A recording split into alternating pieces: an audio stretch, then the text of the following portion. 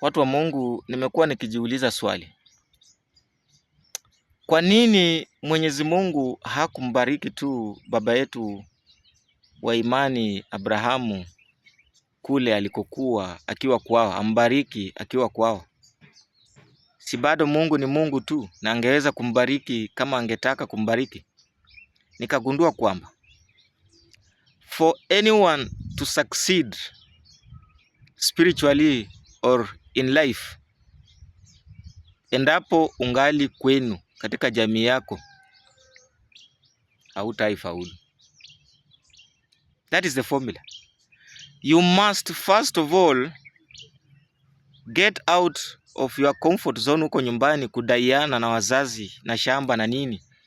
Uondoke uende umtafute Mungu, ili Mungu naye akakubariki na kule. Mungu hawezi kubariki katikati ya watu wako.